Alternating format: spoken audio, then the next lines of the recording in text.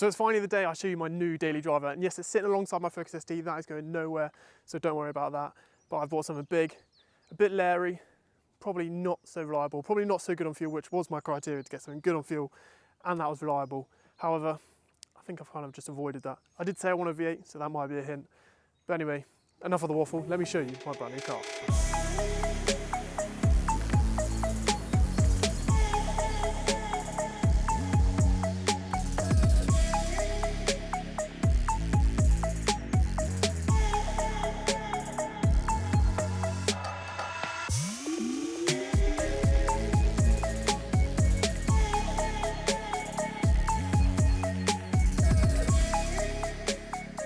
So yes, here it is, my new daily driver. I still can't quite believe I'm saying it's my daily driver. It is a 2005 Porsche Cayenne S. And no, it's not V6, it's a 4.5 litre V8, 340 horsepower, probably less than 20 mpg, no, definitely less than 20 mpg. But I wanted a V8 for ages, sitting alongside my ST, so I think it's probably the perfect two-car reliable garage. But what do you guys think? Let me know in the comments below. Now I've introduced you to the car, let me take you around it and show you some cool features that it's got, because it's actually quite a high spec car. So starting off, we have these lovely Porsche Cayenne turbo wheels, which were chosen as an option from factory. And I think they look really smart, nicely done in that grey colour, as well with the silver calipers. I was thinking about maybe changing the colour of them. Do you think I should change the colour of the calipers? I don't know, I think they look really smart like that. I think it looks quite classy. Maybe I'll change the colour of the wheels, I'm not too sure, but I really like the Porsche detailing on the calipers too. So coming around the side of the car, it has these lower, more beefier side skirts. A bit of a add-on to the rear bumper, as you can see, next to the exhaust tips there. Don't ask me about those lights, because they are going. And then around the front of the car, it's actually a really high spec car. I was really surprised, especially for the value of the car.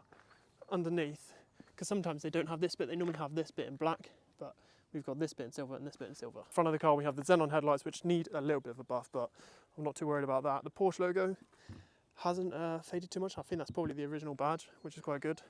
But let me go around, open the bonnet, show you the engine.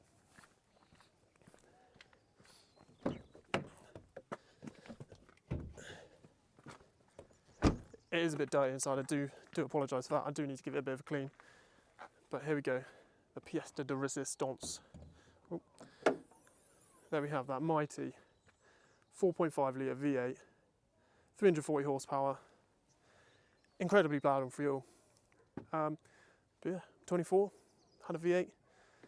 I'm very happy with it. I wanted a V8 for a long time, and I know this is probably the wrong way to do it, but I thought, why not, whilst I can afford it at the time, why not go for it? And I got this opportunity to buy this car, so I thought, why the hell not? And surprisingly, my insurance for the year, you ready for this? Is only £550. That's with 10,000 miles, all that good stuff.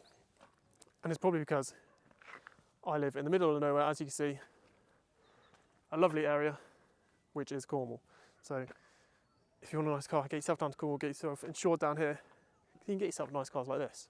Now coming around the back of the car, yes, these tail lights are disgraceful. I don't like them at all. I'm going to try and get, I think you can get online like, they're like red and they're a bit clear in the middle for the indicators, red at the bottom, because I'm going to get rid of these.